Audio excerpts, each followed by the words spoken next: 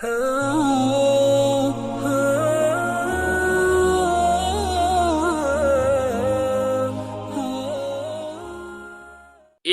और चीज, आपको जो भी जब दावत के मैदान में आप जाएंगे और आप सड़क पर निकलेंगे, आप किसी से गुफ्तगू करेंगे, खुसूसन आज के दौर में, तो पहले से आपको ये मालूम होना चाहिए कि वो क्या सवालात हैं जो सामने वाला मुझसे कर सकता है, वो जवाबात आपके पास तैयार रहने चाहिए।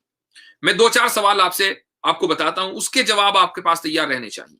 जवाब देना मकसद नहीं है, सिर्फ सवाल आपके जहन में हो, उसके जवाब तलाश कीजिए और उसके बाद फिर इस मैदान में उतरिए। उसके बगैर इस मैदान में मत उतरिए। पहला सवाल, मसलन एक गैर मुस्लिम अगर आम इंसान है, वो ये कर सकता है कि भाई मुझे अल्लाह का तारुफ कराओ कि अल्लाह कौन है। तो अल्लाह का तारुफ, मुकम्मल तारुफ आपके जहन में होना चाहिए। और अगर आप उस गैर मुस्लिम की अपनी किताबों से खुदा का, अल्लाह का तारुफ करा दें, तो उससे बेहतर कोई दूसरी बात नहीं हो सकती। लिहाजा उसकी किताबों के ऊपर इतनी नजर होनी चाहिए कि आप उसकी किताबों से अपने खुदा का, चूंकि खुदा तो सबका है और खुदा वही है, वो तो उन किताबों के अंदर डिस्टोर्शन और तहरीफ कर दी गई है, तो उन किताबों से, वेदों से, या जो मुख्तलिफ और किताबें हैं आपका, अगर मुकाबिल ईसाई है तो बाइबल से या तौरात से, वहां से आप निकाल कर बताएं कि खुदा कौन है, उसका तारुफ कराइए। पहला सवाल यही होने वाला है।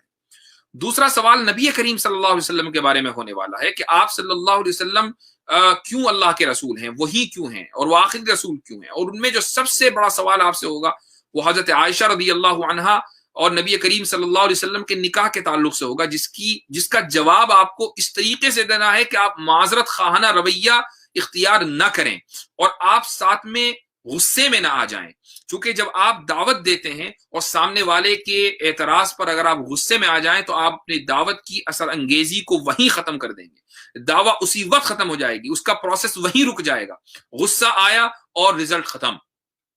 तो ये एतराज होगा आप सल्लल्लाहु अलैहि वसल्लम की सीरत के खिलाफ, ये एतराज होगा आप सल्लल्लाहु अलैहि वसल्लम के हजरत आयशा रदी अल्लाह अन्हा से निकाह के ताल्लुक से, एतराज होगा नबी करीम अलैहिस्सलातु वस्सलाम और हजरत ज़ैनब रदी अल्लाह अन्हा के निकाह के ताल्लुक से। इन एतराजात का जवाब आपकी जबान पर फौरी तौर पर आना चाहिए, अगर मगर किए बगैर, बिला किसी माजरत खाना रवैया इख्तियार किए बगैर, बगैर अपोलोजेटिक बने हुए।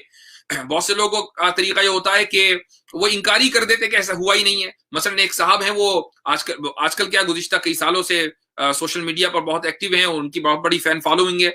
वो ये कहते हैं कि ये बुखारी की हदीस ही गलत है, दरअसल ये 16 था, सित्ता आशर था, तो वो आशर जो है रावी भूल गया, सित्ता हो गया, तो हजरत आयशा रज़ी अल्लाह अन्हा की जो उम्र थी वो 6 साल ले गई।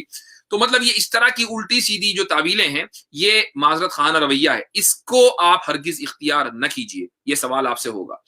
उसके बाद अगर सामने वाला पढ़ा लिखा है, थोड़ा सा पढ़ा लिखा है, स्कूल गया है, कॉलेज गया है और वो सोशल मीडिया पर एक्टिव है, सोशल मीडिया की वीडियोस वगैरह देखता रहता है, तो वो आपसे ये जरूर सवाल करेगा कि हजरत आदम अलैहिस्सलातु वस्सलाम को साबित करो। चूंकि वो इर्तिका के, एवोल्यूशन के ऊपर यकीन रखने वाला होगा, वो एवोल्यूशनिस्ट होगा और आप क्रिएशनिस्ट हैं, यानी आप इस बात के दाई हैं और इस बात के ऊपर ईमान रखने वाले हैं कि ये दुनिया बनी है और एक हुक्म से बनी है, हजरत आदम को भेजा गया और हजरत आदम की हम औलाद हैं, हमारा इस पर यकीन है। लेकिन सामने वाला एवोल्यूशन के ऊपर यकीन रखेगा और उसके पास साइंटिफिक दलाइल होंगे, तो किस तरीके से आप साइंटिफिकली उसको गलत साबित करेंगे और कैसे आप ये कहेंगे कि क्रिएशनिस्ट का जो नजरिया है वही दुरुस्त है और एवोल्यूशनिस्ट का जो नजरिया है वो गलत है, वो दुरुस्त नहीं है। तो और क्रिएशनिस्ट बिल्कुल दुरुस्त है। तो कैसे आप साइंसी बुनियादों पर यह साबित करेंगे, ये सवाल भी आपसे पूछा जाएगा, ये सवाल आपके जहन में रहना चाहिए। ये जो मैं बातें आपसे कह रहा हूं, ये तजुर्बाती बुनियाद पर कह रहा हूं। यानी जब भी आप दावे की लाइन में निकलते हैं तो पहला, अगर सामने वाला पढ़ा लिखा है तो उसको यही सवाल करना है। और उसकी वजह यह है कि क्रिश्चियनिटी ने एवोल्यूशन के सामने हथियार डाल दिए हैं, जुडिज्म ने एवोल्यूशन के सामने हथियार डाल दिए हैं, और हिंदुओं का तो कोई मतलब ही नहीं है, उनके यहाँ तो कोई हथियार चाहे जिसके सामने डाल दो। भाई जब वो अपना सर किसी भी चीज के सामने डाल सकते हैं तो हथियार भी किसी के सामने, बल्कि हथियार के सामने अपना सर डाल देते हैं, उनके यहाँ तो मसला ये है। तो इसलिए वो अगर एवोल्यूशन के सामने हथियार डाल दें तो कोई बड़ी बात नहीं है। लेकिन इस्लाम और मुसलमान वो कौम है और इस्लाम वो मजहब है कि जिसने एवोल्यूशन के सामने हथियार नहीं डाले हैं और न इस्लाम डालेगा। हाँ, कुछ मुसलमान अपने मुआजरत खाना रवैये की वजह से, मैं ये लफ्ज बार बार इस्तेमाल करता हूं ताकि आपके जहन में ये फिट हो जाए और कभी आप इसको ना भूलें, अपने माजरत खाना रवैये की वजह से کچھ لوگ کچھ مسلمان ایوولوشنسٹ بن چکے ہیں، لیکن اس سے کوئی فرق نہیں پڑتا، مسلمانوں کی اکثریت ایوولوشنسٹ نہیں ہے، تو ایوولوشن کے بارے میں آپ سے سوال ہوگا، آپ کو اس کا جواب تیار رکھنا ہے۔ اسی طریقے سے اگر آپ کا مخاطب مشرک ہے تو یہ ثابت کرے، وہ کہے گا کہ ٹھیک ہے، لیکن خدا کے ایک ہونے کو، خدا کے واحد ہونے کو، خدا کی وحدانیت کو تم سائنٹیفک بنیاد پر ثابت کرو، عقلی بنیاد پر ثابت کرو۔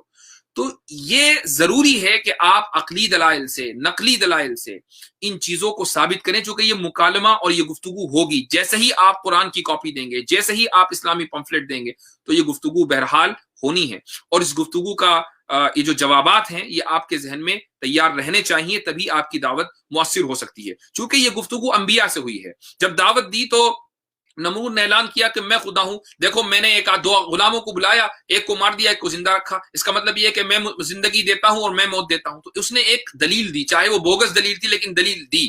تو یہ مکالمہ ہونا ہے، مناظرہ ہونا ہے غیر مسلموں کے ساتھ، اس کو مناظرہ نہ کہہ کر مکالمہ کہیے، مکالمہ ہوگا، گفتگو ہوگی، اس گفتگو میں آپ کے پاس دلائل مضبوط ہونے چاہیے۔ لہٰذا وہ لوگ دعوت کی فیلڈ میں نہ لگیں کہ جو دلائل سے مزین نہ ہو۔